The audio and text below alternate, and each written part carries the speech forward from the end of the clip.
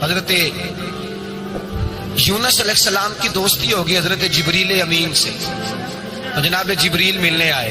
حضرت یونس علیہ السلام فرمانے لگے جبریل میرا دل کرتا ہے مجھے اس بندے کی ملاقات کرا جو اللہ کا سب سے زیادہ عبادت گزار بندہ ہے۔ حضرت جبریل امین لے گئے دور دور فلسطین کے علاقے میں، اور لے جا کر ایک بندے سے ملاقات کرائی جس کی دونوں آنکھیں بھی کوئی نہیں تھی، دونوں بازو بھی کوئی نہیں تھی، دونوں پیر بھی کوئی نہیں تھی، اور اس بندے کی زبان پر لفظ بڑا کیا جاری تھے، یا اللہ تیرا شکر ہے، یا اللہ تیرا، بول کے کہیے یا اللہ تیرا، اے اللہ تیرا شکر ہے، شکر شکر کر رہا تھا۔ حضرت جناب سیدنا یونس علیہ السلام کہنے لگے میں نے تجھے عبادت گزار کو ملانے کو کہا تھا، تو کہاں لے آیا؟ حضرت جبریل کہنے لگے یونس یہ ہر چیز جانے کے باوجود اپنے رب کی رضا پہ راضی ہے۔ اس وقت دنیا میں نبیوں کے بعد جس سے اللہ سب سے زیادہ پیار کر رہا ہے وہ یہی بندہ ہے، یہ اپنے رب کی رضا پہ راضی ہے۔ اے تن میرا کنگھی ہوئے تے میں زلف سجن دی باواں، تے پوش میرے دی جتی بن جائے تے میں یار دی قدمی آواں، مارو مارو مینو مار مکاؤ کوئی عذر نہ پیش لے آواں، تے جے سونا ہی میرے دکھ وچ راضی، جے سونا ہی میرے دکھ وچ راضی، جے سونا ہی میرے دکھ وچ راضی تے میں سکھ نو چلے ڈاواں۔ مانا کہ جب اس حال میں راضی ہے تو بس ٹھیک ہو گیا، ٹھیک ہو گیا۔ وصل اچھا ہے نہ فراق اچھا ہے، بس جس حال میں محبوب رکھے وہی حال اچھا ہے، بس جس حال میں انہوں نے رکھا بات ٹھیک ہو گئی۔ اس میں اب انسان شکوہ کرتے پھرے کہ یہ کس طرح ہے وہ کس طرح، اپنے آپ کو مطمئن رکھا۔ مشکل کے بعد جو آسانی حضرت لقمان حکیم، ان کے نام پر قرآن مجید کی پوری سورت ہے۔ حضرت لقمان حکیم علیہ رحمہ آپ اپنے بیٹے کو نصیحت کر رہے تھے، کہنے لگے بیٹا کو مشکل آئے تو گھبرانا نہیں، کو مشکل آئے تو کرے بیٹوں کو سمجھ آ جائے کہ مشکل آئے تو، سمجھ آ رہی ہے بات کی، مشکل آئے تو۔ اور کیا خوبصورت جملے، بیٹے کو بٹھا کے کہتے ہیں بیٹا چھوٹی مشکل آئے گی تو اللہ بڑی مشکلات آسان کر دے گا، سمجھو چھوٹی مشکلات آئیں تو اللہ نے بڑی مشکلیں اس نے آسان کر دی۔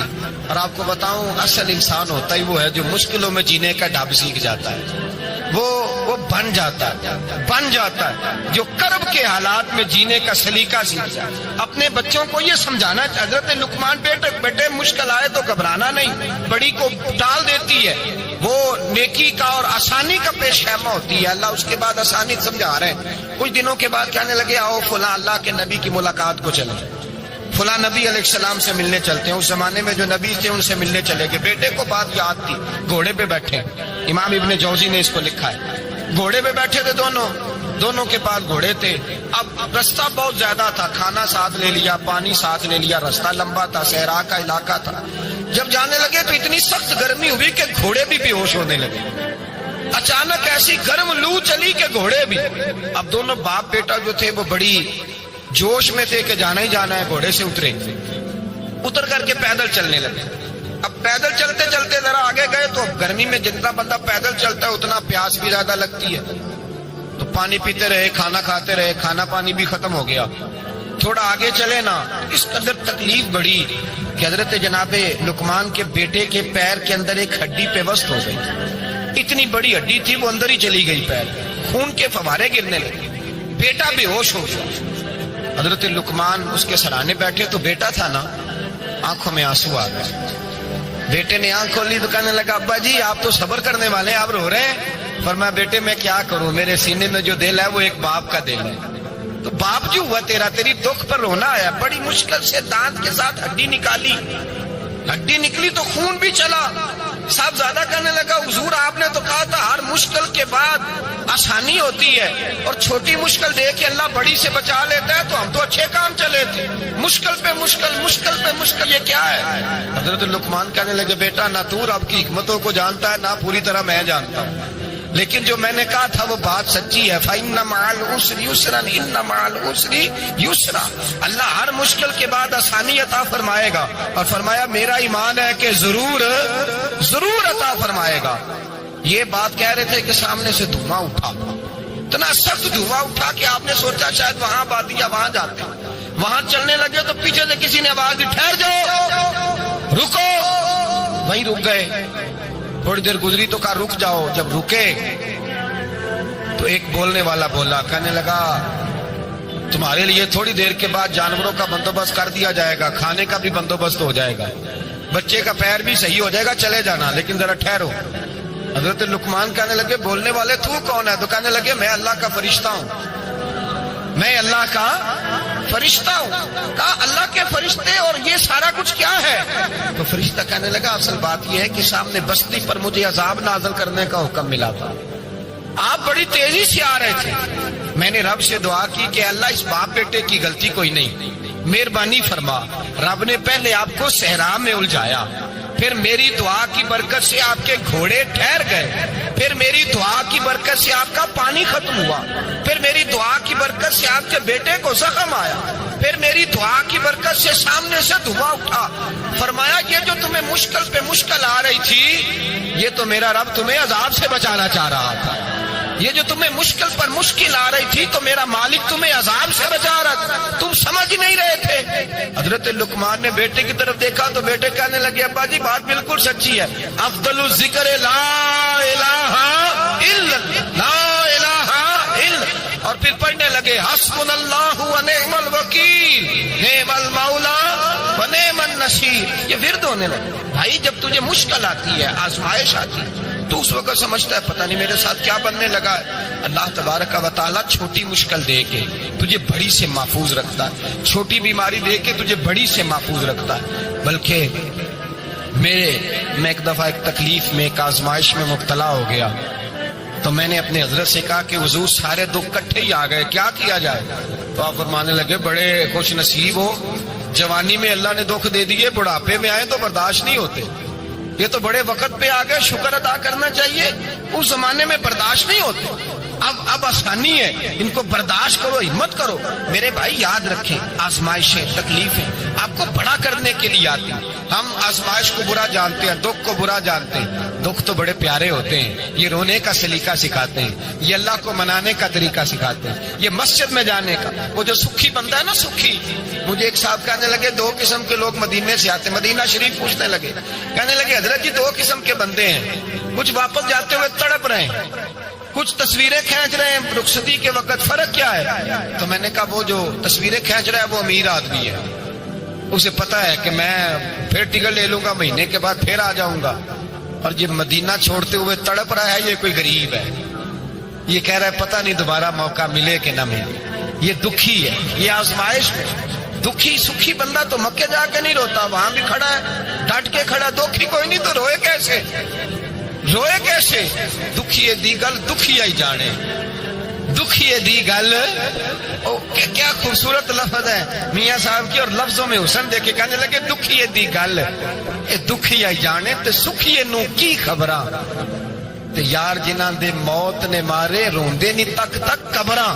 ये मुश्किल मरहला होता है, जब इंसान तकलीफ में होता है फिर उसे एहसास होता है, और तकलीफ वाले को ही तकलीफ वाले की तकलीफ का एहसास होता है। जब आपको अल्लाह मुश्किल देता है तो समझ ले रब आसानी देना चाह रहा है, जब तेज धूप आती है तो समझ ले अल्लाह गर्म हवा गुजार के ठंडी बारिश बरसाना चाह रहा है, और जब चारों तरफ से घुटन हो, पंजाबी में कहते हैं गुम्मा लग जाए, तो फिर सारे बोल के कहते हैं अब जो तूफान आएगा वो सख्त ही आएगा, इसलिए कि घुटन जितनी ज्यादा होती है फिर फजल भी उतना। हजरत नूह अलैहिस्सलाम की कौम को हजरत नूह अलैहिस्सलाम ने 1500 साल समझाया है, 15, कुछ लोगों ने 950 साल लिखा है ना, आला हजरत ने लिखा 1500 साल उम्र हुई हजरत नूह अलैहिस्सलाम। अल्लाह ताला बंदे को जल्दी सजा नहीं देता, बल्कि कुरान मजीद में एक जगह रब करीम इस तरह भी फरमाता है कि जब बंदे मुझे भूल जाते हैं तो मैं उनके लिए नेमतों के दरवाजे खोल देता हूँ। बंदा समझता है कि मैं कुछ तो है ना कि मेरे अंदर, कि मैं जिधर जाता हूँ खैर ही खैर हो जाती है, वो समझता है कि मेरी अकल है, हालांकि अल्लाह उसे ढील देता है, अल्लाह उसे ढील देता है। गुनाहों की सजा के 3 तरीके, एक है मुतनब्बे करना, तंबीह करता है अल्लाह, बंदा मुतनब्बे हो जाता है, ये अल्लाह का बहुत बड़ा एहसान होता है। एक होता है मोहलत देना, और एक तीसरा होता है अल्लाह खुफिया तदबीर करता है। थोड़ा सा समझिएगा, इंसान पर कोई आजमाइश आई, फौरन اس کی چھٹی اس نے کہا کہ وہ فلاں جگہ غلطی کی تھی تب ایسا ہوا ہے. ہوتا ہے نا کئی دفعہ آواز آتی ہے نا اندر سے, چلیں بول دیں کچھ نہیں ہوتا آپ کو, اللہ جانتا ہے یہاں کوئی کچھ نہیں کہے گا آپ کو. اور ہماری تو ویڈیو بھی نہیں گھومتی, یعنی خبر بھی نہیں ہو کہ کس نے ہاں کر دی کس نے نہ کر دی. آپ بغیر ٹینشن کے بات چیت کریں, آج کچھ نہیں ہوتا ہے انشاءاللہ تعالی. آتی ہے اندر سے آواز. میں آپ سے اس لیے ان چیزوں کی تصدیق کراتا ہوں کہ باقیوں کو بھی آتی ہے کہ نہیں, اس لیے تصدیق. کبھی کوئی کسی جگہ انسان پریشان ہوتا ہے تو محسوس کرتا ہے کہ وہاں مجھ سے ہوتا ہے نا جی, جس کو یہ نصیب ہو جائے بڑا خوش نصیب آدمی ہے. حضرت مولا علی فرماتے ہیں اگر تجھے دنیا میں سزا مل گئی تو بچ گیا ہے سمجھ, پھر اللہ کرم کرے گا, آخرت میں سزا نہیں دے گا. اور یہ یاد رکھ لے, وما اصابکم من مصیبت فبما کسبت ایدیکم ویعفو عن کثیر. اللہ فرماتا ہے دنیا میں تجھے جو بھی تکلیف پہنچتی ہے وہ تیرے ہاتھوں کے کرتوتوں کی وجہ سے پہنچتی. وَيَعْفُ عَنْ كَثِيرٍ, فرمایا کثیر گناہ تو میں ویسے ہی معاف کر دیتا ہوں. یہ جو تیری زندگی میں دکھ ہے نا, یہ بھی میری قلیل سزائیں ہیں. یہ کثیر پر سزا, یہ قلیل ہے قلیل, یہ جو تمہاری زندگی میں تکلیف ہے. انسان کو سزا ملتی. حضرت فضیل بن عیاض رحمۃ اللہ تعالی علیہ گھوڑے پہ بیٹھے تھے, گھوڑا شرارت کرنے لگ گیا, اچھلنے لگ گیا, کودنے لگ گیا. تو حضرت فضیل بن عیاض نیچے اترے, ایک کونے میں جا کے نماز کی نیت باندھ لی, 2 رکعت نماز پڑھی, پھر دیر تک استغفار پڑھتے رہے, روتے رہے, دعا کرتے رہے. واپس آئے, خادم عرض کرنے لگے حضور سمجھ نہیں آئی, گھوڑے نے تھوڑی سی شرارت کی, وہ بدکا ہے, آپ نے اس کو چھوڑا ہے اور چھوڑ کر کے آپ نماز میں لگ گئے. تو حضرت فضیل بن عیاض فرمانے لگے جب بندہ اللہ کی نافرمانی کرتا ہے نا تو جو چیزیں اس کی فرما بردار ہوتی ہیں وہ اس کی نافرمانی کرنے لگ جاتی. تو مجھے محسوس ہوا تھا کہ میں نے کہیں اللہ کی نافرمانی کی ہے, اس لیے ایسا ہوا ہے کہ میرے گھوڑے نے میری, تو میں توبہ کرنے لگا ہوں. اور اب دیکھتا ہوں بیٹھ کے بھلا کیا ہوتا ہے. میں نے سچی توبہ, حالانکہ مجھے یاد نہیں کہ میں کہاں بولا, پر کھری اور سچی توبہ کی. دوبارہ گھوڑے پہ بیٹھے تو گھوڑا بالکل صحیح ہو کے ساتھ چلنے لگ گیا. میرے بھائی, جب یہ تنبیہ ہے اللہ کی طرف سے, یہ متنبہ کیا جاتا ہے کہ تو بعد آ جا. بہت ساری جگہوں پہ انسان کو وقتی طور پر اگر سزا مل جائے, نبی پاک علیہ السلام کی خدمت میں ایک صحابی آئے, بات مضبوط کر دوں, واقعہ سنایا ہے نا, تو کچھ لوگ سمجھتے ہیں کہ یہ واقعہ ہے, تو میں ایک حدیث پاک امام بہقی کی لکھی ہوئی عرض کرتا ہوں. نبی پاک علیہ السلام کے ایک صحابی آئے اور ان کا سر پھٹا ہوا تھا, خون بہ رہا تھا. سرکار نے فرمایا کیا ہوا؟ عرض کی حضور ایک عورت جا رہی تھی, میری نظر پڑی, ابھی نظر پڑی ہے کہ میرے آگے ستون آ گیا تو میرے سر پہ لگ گیا. نبی پاک صلی اللہ علیہ وسلم نے فرمایا تیرے لیے خوشخبری ہے, اگر دنیا میں تیری غلطی کی تجھے سزا ملی ہے تو پھر رب تجھے قیامت میں سزا نہیں دے گا. پھر اللہ قیامت میں سزا, بعض گناہ ایسے ہیں جن کی یہاں بھی سزا ملے گی اور وہاں بھی ملے گی, لیکن میرے بھائی پہلی بات یہ ہے کہ اللہ تعالیٰ اس غلطی کی یہی سزا دے لے, اور دعا فرمائے اللہ تبارک و تعالیٰ یہاں بھی معافی عطا فرمائے, وہاں بھی معافی عطا فرمائے, اللہ درگزر ہی فرمائے. لیکن میرے بھائی ایک تو یہ سزا, ایک سزا یہ ہوتی ہے کہ انسان جب گناہ کرنے لگتا ہے تو اللہ نعمتوں کے دروازے کھولتا ہے, مہلت دیتا ہے. 500 سال تک فرعون کو مہلت دی. کتنے؟ یہاں جو 5 سال حکومت کر لیتا ہے وہ کہتا ہے سب سے قابل میں ہی ہوں, مجھے مہلت ملی ہوئی ہے. 500 سال مہلت دی اللہ تعالیٰ نے. اور فرعون کی قوم پر پتہ عذاب کس طرح کے آئے تھے, ٹڈیاں مسلط کر دی اللہ نے. یہ گھومتی نہیں چھوٹی سی, ہم اپنی زبان میں اس کو کچھ لوگ مختلف ناموں سے یاد کرتے ہیں, کوئی مکڑی کہتا ہے, کوئی کچھ کہتا ہے, مسلط کر دی, جاتی نہیں. ان پر بنی اسرائیل کے ان مقابل جو فرعون کی قوم تھی ان پر الزام اس طرح کا عذاب آیا کہ مینڈک مسلط کر دی اللہ تعالیٰ. برتن کھولتے تھے اندر مینڈک نکلتا تھا, دنیا کی ہر دوائی استعمال کرتے تھے لیکن مینڈک نکل آتا تھا. تھوڑا سا سمجھا کریں چیزوں کو, ہمارے رنگ نہیں زیادہ گورے کہ ہم پر عذاب نہیں آتا. کوئی بہت زیادہ اللہ تعالیٰ معاف فرمائے دولت نہیں جمع کرا بیٹھے شاہی خزانے میں کہ ہم سے پوچھا نہیں جائے گا. یہ مہلت ہے, مہلت کو مہلت سمجھو. پھر جب پکڑ آتی ہے نا اللہ کریم کی, میں نے دیکھا ہے کروڑوں روپیہ, 6 اولادیں, ایک شخص کے بچے باہر سے آ رہے تھے، وہ بندہ بیمار تھا، مجھے کہنے لگا حضرت جی دعا کریں میں ان کے آنے سے پہلے مر جاؤں ورنہ آ کے مجھے مار دیں گے، دعا کریں۔ اتنی بے سکونی، کروڑوں روپیہ پڑا ہے تو یہ عذاب نہیں؟ کوئی ضروری ہے کہ پتھر ہی برسیں گے تو سمجھ آئے گی؟ یہ جو سگا بیٹا بوڑھے باپ کے قریب سے گزر جاتا ہے، سلام نہیں لیتا تو اس کو عذاب نہیں سمجھتے؟ یہ جو امت کی بیٹیاں، امت کی بچیاں، ہماری بچیاں ایک سال کے اندر 75,000 ہزار بچی ایک ڈویژن سے بھاگ کے شادی کر رہی ہے اور ایک صوبے سے، تو اس کو آپ اللہ کا عذاب نہیں سمجھتے؟ یہ معمولی بات ہے؟ نہیں ہمارے رنگ ہو رہے ہیں، ہم بڑے سمارٹ ہیں۔ 1500 سال مہلت دی نوح علیہ السلام کی قوم کو۔ کتنے سال؟ بول کے بتائیے، بول کے دوبارہ بولیے۔ 1500 سال۔ کوئی آدمی اپنی سمارٹنیس پہ خوش نہ ہو جائے کہ 20 سال ہو گئے، میں تو نافرمانی بھی کر رہا ہوں، روٹی بھی پک رہی ہے، میں تو حرام بھی کھا رہا ہوں، پھر بھی سب ٹھیک ہے۔ 1500 سال مہلت دی۔ پھر حضرت نوح کہنے لگے اللہ میں نے تو بڑا سمجھایا، نہیں باز آتے۔ تو رب کریم نے فرمایا کشتی بناؤ۔ اللہ کے پیغمبر کشتی بنانے لگے تو قوم مذاق اڑانے لگ گئی۔ اب کیا کرنے لگے ہو؟ اب کشتی بنانے لگے ہو، خیر تو ہے، قوم مذاق اڑا رہی ہے حضرت نوح علیہ السلام کا۔ آپ نے کشتی بنائی، پانی کہاں سے نکلا؟ نہ بارشیں ہوئی، نہ سیلاب آئے، ایک تندور تھا، اس کے اندر سے پانی نکلنا شروع ہو گئے۔ کبھی تندور سے بھی پانی نکلا ہے، پر جب نکالنے والا چاہتا ہے تو وہاں سے بھی ایک تندور سے پانی نکلا۔ اتنا نکلا، اتنا نکلا، اتنا نکلا کہ قوم ساری ڈوب گئی۔ قرآن مجید کے صفحات شہادت دیں گے کہ حضرت نوح کی قوم کا بچہ بہ گیا، بچے صرف وہ تھے جو حضرت نوح کے ساتھ ہو گئے، تباہ ہو گئی۔ اللہ بے نیاز ہے، بے نیاز۔ 1500 سال مہلت ملے اور تو پھر بھی کہے رب بڑا کریم ہے، معاف کر دے گا۔ 1500 سال تجھے گنجائش دے اور تو کہے کوئی نہیں، بات معافی ملنی چاہیے ابھی بھی۔ میرے بھائی، حضرت صالح علیہ السلام کی قوم، حضرت صالح نے تبلیغ شروع کی تو کہنے لگے پہلے معجزہ دکھاؤ۔ جی آج تو نہیں لوگ معجزے مانگتے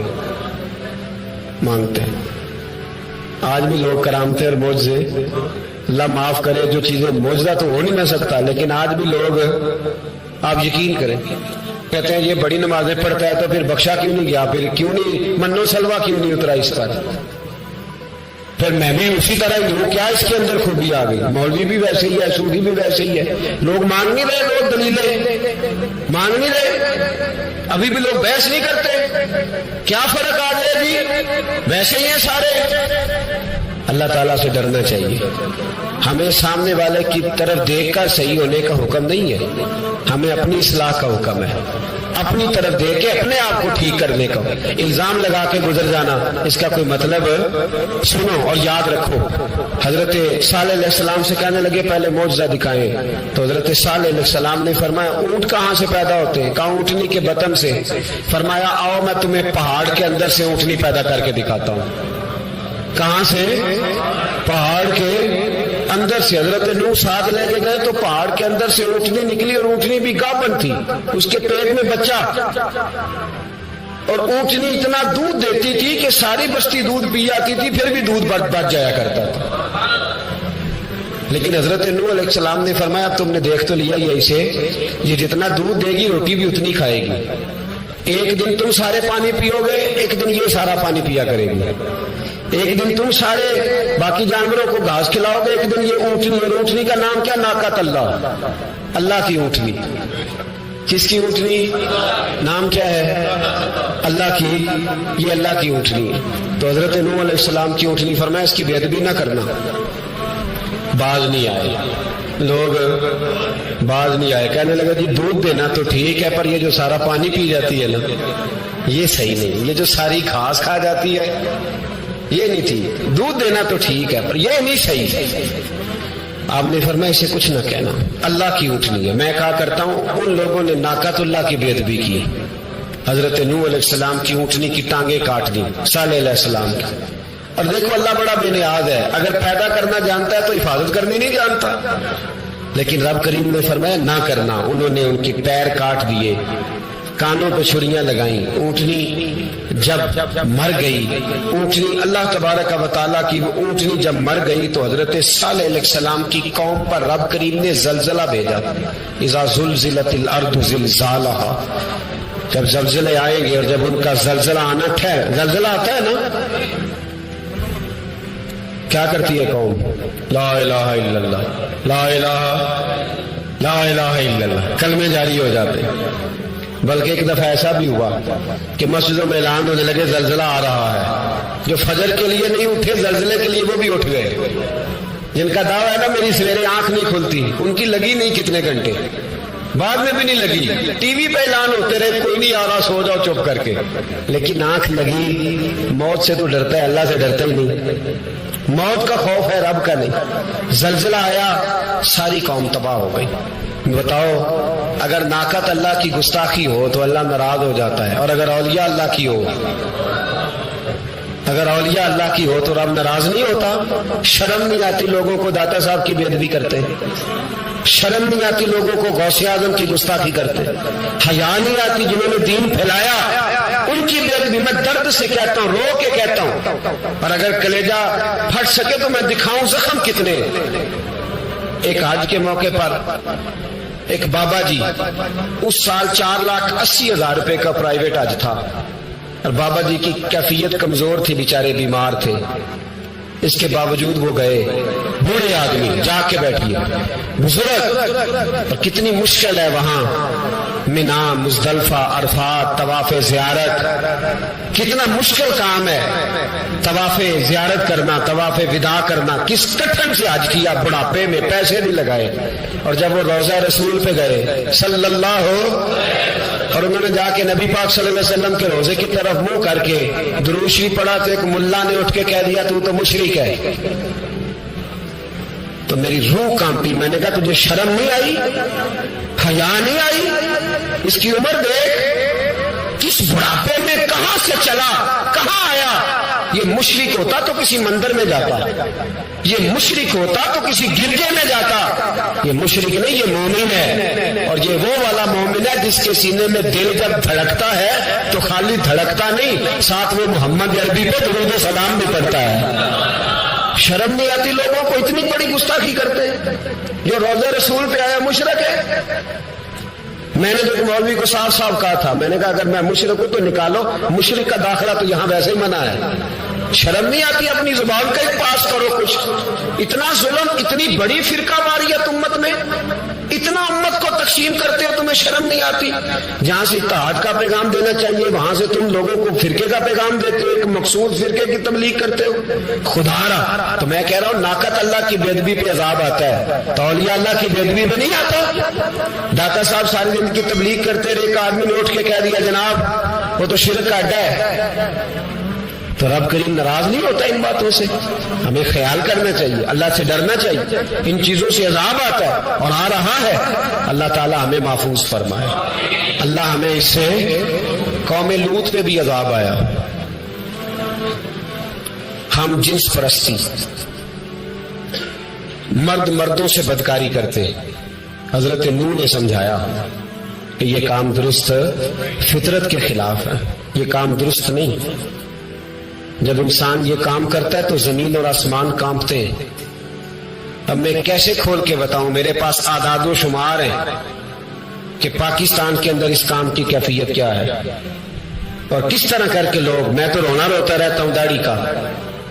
لوگ کئی دفعہ کہتے ہیں حضرت صاحب پہلے بھی آئے تھے تو داڑھی کی بات، پھر بھی آئے تو داڑھی کی بات. تو میں رونا روتا ہوں، اس لیے روتا ہوں کہ جو کلین شیو نوجوان ہوتا ہے وہ امرد کے حکم میں ہے، اس پر وہی حکم لگتا ہے جو عورت پہ لگتا ہے.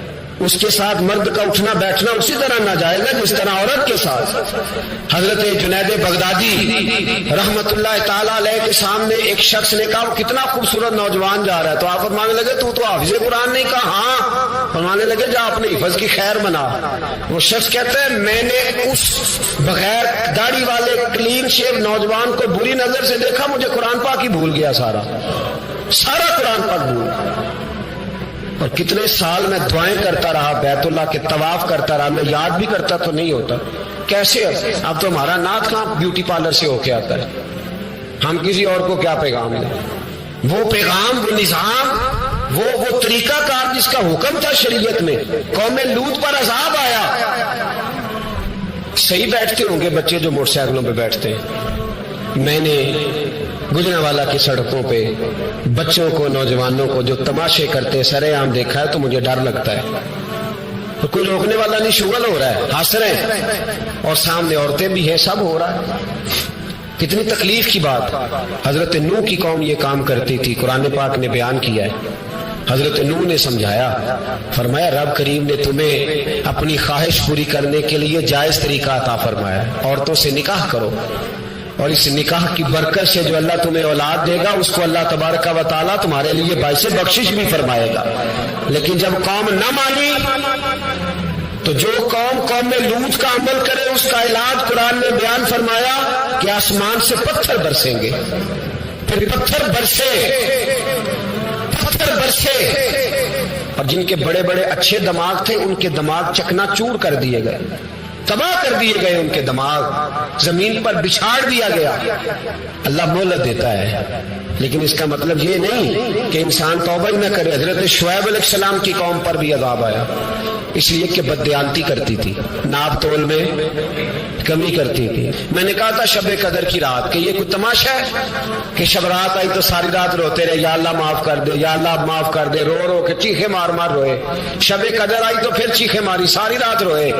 تو جس بندے کا پروگرام ہی نہیں سویرے بدلنے کا، دکان پہ بیٹھ کے پھر وہی ناپ تول میں کمی، پھر وہ اللہ تعالیٰ معاف کرے. میں ایک مضمون پڑھ رہا تھا تو وہ فوڈ کے اسپیشل لوگ میں لکھا تھا مہربانی کرو ملاوٹ ہی اچھی چیز کی کر لو. مرچ میں کیری تو نہ ملاؤ اینٹوں کی، وہ تو بیمار کرتی ہے، وہ تو خون کی آنتوں کو روک دیتی ہے. وہ کہنے لگا، اور وہ کہتا میں تمہیں بتاتا ہوں کون کون سی چیز ملائی جا سکتی ہے، وہ ملا لو. خدا را اس قوم پہ رحم کرو، مہربانی. ایک دوست ہے ہمارے، میں وزیر آباد میں ان کے گھر بیٹھا تھا تو ایک میڈیکل، میرا کسی شخص پہ اعتراض کرنے کا میں مجموعی بات کرتا ہوں. میں ایسے ڈاکٹروں کو جانتا ہوں جو اللہ تعالیٰ فضل کرے سچ مچ کے نیک ہیں، اچھے لوگ. تو بچے کا میڈیکل سٹور ہے، تو والد بیمار ہو گیا تو کہتا ہے ابا جی ڈاکٹر صاحب نے کہا آپ کو ڈریپ لگنی ہے. تو سگے باپ کو ڈریپ لگانے لگا تو باپ کیا کہتا ہے؟ کہتا ہے پتر تیری مہربانی مینوں کوئی اصلی لائی، وہ نہ لائیں جڑی لوکاں نوں لانا ہے. اب وہ پیار سے سنا رہا ہے بات. میں نے اسے کہا کہ یہ تو ڈوب مرنے کا مقام ہے نا، ڈوب مرنے کا مقام. جس ملک کے اندر دوائی بھی صحیح نہ بکے، اصلی نہ ملے دوائی بھی، اور پھر وہ قوم کہے کہ ہم نے تو پورے روزے رکھے، ہم نے تو بڑا صدقہ اور خیرات کیا، دوائی بھی اصل نہ ملے. جناب شعیب علیہ السلام کی قوم ناپ تول میں کمی کرتی تھی تو اللہ تبارک و تعالیٰ نے ان پر بتا عذاب کس طرح کا بھیجا. شدید گرمی ہوئی، اللہ ہمیں محفوظ فرمائے. سارے آمین کہہ دیا. دیکھیں کتنا اچھا موسم کر دیا رب کریم. اللہ ہمیں محفوظ فرمائے، اللہ رحمت فرمائے. شدید گرمی کی لہر آئی، باہر اتنی گرمی ہوئی کہ لوگ اپنے گھروں میں گھس گئے. جس طرح سورج کی شعاعیں گھروں کے اندر داخل ہو جاتی ہے، اس طرح گرمی کی لہر اندر داخل ہوئی. اور جس طرح کسی کو آگ لگ جائے تو وہ آدمی اچھلتا کودتا ہے نا، اس طرح یہ لوگ اچھلنے لگے اور اچھل کود کے مر گئے. جرم کیا تھا؟ ناپ تول میں کمی کرتے. حضرت داؤد کی قوم بھی تباہ ہوئی. جرم کیا تھا؟ ہفتے والے دن مچھلیاں نہیں پکڑنی تو یہ پکڑتے تھے. حکم ہے نا مسلمان کو نماز کے ٹائم کوئی اور کام نہیں کرنا، نماز پڑھنی ہے. میرا خیال ہے مسلمان تو فٹافٹ آ جاتے ہیں، سارے ہی پہنچ جاتے ہیں نا مسجدوں میں. ہلکا ہلکا بول رہے ہیں آپ، کیوں نہیں پہنچتے؟ اگر حضرت سیدنا، اور پتہ انہیں سزا کیا ملی؟ اللہ نے فرمایا اس ٹائم عبادت کرنا، کام نہیں کرنا، وقت نہیں ہے کام کا. انہوں نے مچھلیاں پکڑی، 12,000 لوگ تھے. پتہ ہے مالک نے سزا کیا دی؟ بندر بنا دیا اللہ کریم. قرآن مجید کا پہلا سپارہ پڑھے، فجعلناها نکالا لما بین یدیہا وما خلفہا. اللہ فرماتے ہیں پچھلوں کے لیے بھی عبرت بنا دیا، بعد والوں کے لیے بھی عبرت، نشان عبرت بنا دیا. بندر بن گئے. اور جو ان کے دوست جو بچ گئے تھے ان کے پیر چومتے تھے، روتے تھے. 3 دن بندر بن کے زندہ رہے. سنو اور یاد رکھنا اس بات کو، غور کریں کیا میری طرف دیکھیں میرے بھائی. ایک مکران شاہ بادشاہ گزرا ہے ایران کا, کچھ نرم دل تھا. وہ نا سیر کرنے نکلا, درمیان میں پل آتا تھا, ایک دریا تھا, اس کا پل تھا, پل کے اس پار جنگل تھا, سبزہ تھا, سیرگاہیں بنی ہوئی تھی. بادشاہ وہاں 2-4 دن رہنے کا ارادہ کیا. جب بادشاہ وہاں پہنچتا ہے نا مکران شاہ, تو اس نے دیکھا کہ وہاں 2-3 دن قیام کرنا ہے, جھیل ہے, سیرگاہ ہے, وہاں اس نے رکنے کا پروگرام بنا لیا. بادشاہ تو علیحدہ اس کے لیے رہائش تھی, سپاہی علیحدہ رہتے تھے. یہاں تو لوگ کہتے ہیں نا وہ پولیس کو ڈانٹتے ہیں, پولیس کو پوچھتے ہیں. او بھائی پولیس تو تمہارے ماتحت ہوتی ہے, پولیس تو سمجھ گئی ہے کہ تم کس طرح ان سے کام لیتے ہو, ان کو تو تم اپنے تحت رکھتے ہو. پولیس والے علیحدہ رہتے تھے, اس کے ساتھ جو سپاہی گئے ہوئے تھے, گن مین گئے ہوئے تھے. مکران شاہ سیر سپاٹے پہ رہتا تھا.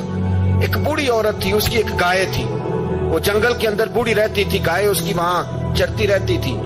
شام کو وہ گائے گھر لوٹتی, بوڑھی دودھ پی کے سو جاتی. سپاہی اس بوڑھی کے پاس آئے, کہنے لگے تیری گائے بڑی صحت مند ہے, ہمارے ہاتھ بیچ دے.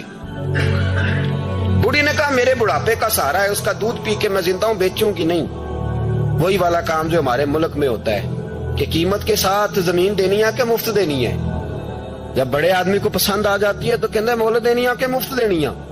دینی پڑتی ہے, غریب ہے, کیا کریں, مجبور ہے, مظلوم ہے. کہا بوڑھی عورت سے سپاہیوں نے بیچ دے, کہا نہیں. کہنے لگے نہیں بیچے گی تو ہم لے لیں گے. اس عورت کی گائے زبردستی سپاہی ذبح کر کے کھا گئے. بوڑھی نے بادشاہ تک پہنچنا چاہا لیکن اس کو پہنچنے نہ دیا گیا, منع کر دیا گیا. اس کی رسائی نہ ہو سکی, غریب عورت تھی. جس دن مکران شاہ واپس آ رہے تھے نا سیر کر کے, پل سے گزر رہے تھے, تو کسی نے بوڑھی سے کہا کہ بادشاہ گزرے گا. وہ چھپ کے پل پہ بیٹھ گئی, اور مکران شاہ جب پل سے گزرنے لگے تو بوڑھی آگے آئی اور اس کے گھوڑے کی لگام پکڑی. ایسا جملہ کہا کہ مکران شاہ چکرا کے زمین پہ گرا. اور بوڑھی کہنے لگی مکران شاہ تیرے سپاہی میری گائے ذبح کر کے کھا گئے ہیں, تو بتا اس کا حساب اس پل پہ کھڑے ہو کے دینا کہ پل صراط پہ دینا ہے. بتا یہاں کھڑے ہو کے دے گا کہ وہاں کھڑے ہو کے دے گا, بول.